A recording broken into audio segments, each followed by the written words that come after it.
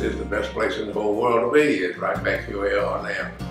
I'm Jimmy Gentry, and I've lived in Williamson County for 91 years. Okay, my name is Johnny Green. I'm 90 years old. I was born on 4th Avenue South, so I just had my 90th birthday. My name is Catherine Brent. I have lived in Franklin I was born here 86 years ago and have remained here. My name is Margaret Martin, and I've lived in Franklin for almost 79 years. My father was a working man, but his work was never done. He stood behind a counter and he smiled at everyone. He bought himself a business, worked 7 days a week. Whoa.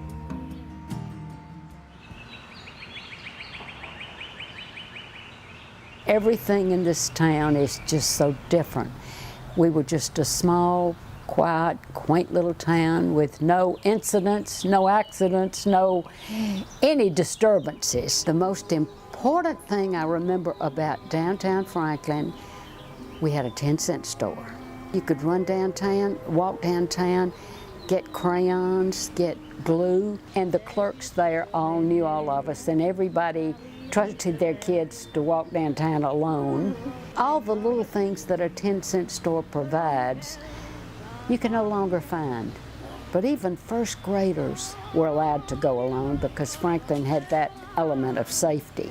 There were 3 drugstores: Gray Drugs, Sandlin Drugs, and Corner Drugs, where Starbucks is. You could buy clothes on Main Street.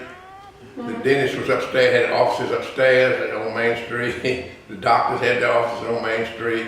Hardware stores on two of the corners on Main Street. Whatever you needed, you go to Main Street. Williamson County has always been a farming community.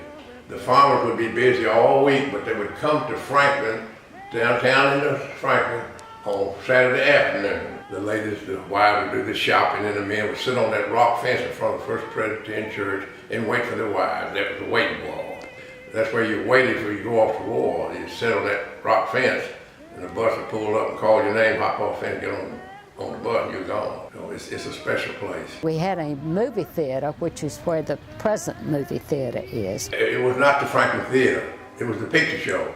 Somebody said a theater, we thought that was something up in New York or Chicago or somewhere, a theater. It was the picture show, and it still is to me. As a kid, I think it was 15 cents, something like that, 15 cents or 25 cents perhaps, something of that effect. And we'd save our money, nickels and dimes, whatever we could, so we could go to the picture show on Saturday morning when we did. We'd go to the movie on Friday night and watch Hopalong Cassidy or something like that, you know. The manager of the theater was Herbert Bowen, and he knew all of our parents well. He knew us well. When any of the children misbehaved, he would come and pat you on the shoulder and say, "You do know that I know your parents and I will call them." So we were very good in the theater. It just was laid back times, you know, and you look for things to do, look for things to stay busy with, and just play. That was my big thing, just having fun. This is the sort of thing we did in the 30s for entertainment. I had a Coca-Cola stand next door to your house. They delivered us a case a week out of the big truck. They were nickel maybe, something like that, you know, they're very cheap. But anyway, we had a good time. Margaret Martin, whom you all know as an alderman, lived next door in the log cabin. We would make clover chains, Finley, and hold them across the street and wait half the day for a car to come by and break the clover chain. And then we would spend an hour or 2 hours making another clover leaf chain. But we did things like that are so unheard of. There was no TV. There was no any distraction from just being out. And I think kids have missed so much of that. Franklin did have something that nobody else in the United States had. and that was Willow Plunge swimming pool. Now you say, well, everybody had swimming pool, but not like Willow Plunge. Willow Plunge was special. It was fed by spring water, and the water flowed down and flowed into two pools. They're side by side, flowed in and out of the pools all around the clock. The coldest water in the entire world. If you could stay in that water, you were pretty tough. So most of the girls just would sunbathe and get in occasionally when it was 95 maybe. But the boys loved the water because they did not mind the cold, but we hated it. It had the weeping willow trees around on the west side and the north side, made it a beautiful setting. It's not there now. I wish we had saved it. I wish we'd kept it. It was a wonderful, wonderful place. Margaret lived next door and she was like my little sister. Our phone number was 135. Not everybody had phones, but the Hardisons hadn't gotten their phone yet, so they would get phone calls from the young men, and they would call our number, and we had a little bell hooked up to their house on a little string, and we would ring it however many times their number was. If it was 2, it would be for Catherine, and if it was 4, it might be for Marie. Of course, you had operators. They also knew all about you, but all the operators were just all special people we knew, as were the mailmen, and they would say, you know, so-and-so's mail's stacking up. Do you know if they're out of town? They had 4 or 5 ladies that operated the phone system. And you get on the phone, they knew who you were, you know, all like that. One day I called Lillian, and that's what she did. She said, number please. And I said, Lillian, I knew who it was. She knew who I was too, by voice. I said, Lillian, give me number 79, please. She said, Jimmy, they're not at home. They've gone to the grocery. Just like that. You know, we had one policeman in town, Mr. Garner, and he was spraying everybody. But my mother would spend her time on the front porch and say, come on here, Mr. Garner, what's he been reported doing now? That was me. Everything was on a personal level, and it's hard to grow old in an impersonal world.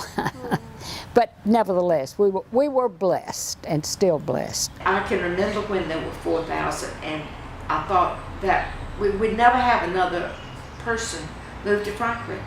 There just weren't that many of us here. There's so many benefits to the way we grew up. And I will have to say, I'm sure probably more benefits to now, but it depends upon how you look at it. And we felt so complete. I could tell when I taught school, I could tell the year that the children's attention span was gone. You could show a cartoon, you could show everything. Then it got so that these were boring. And so that was a very sad time for me to realize that we were changing that much, that our children were being guided in other directions. I know everybody on my street, everybody in downtown Franklin virtually, but it's not like it used to be when you went to town and knew every human being downtown. It bothers me when people say, oh, we just got too much growth. We just don't want any more people coming here because it will ruin our town. It's much better to be able to have lots of acquaintances and friends than it is strangers, I think. But you can speak to strangers too, you know. You know, it wouldn't be good if it wasn't anybody here. You wouldn't have any fun. But it's okay. I don't have any problems with it. You just have more neighbors, that's all. Most of them okay. Newcomers have made this town. My mother always said, Franklin is not a cold, unwelcoming place. All a newcomer has to do is open your arms and Franklin will fall in. Out here on the edge, the empire is fading by the day, and the world is so weary and more, and maybe we'll find that new way.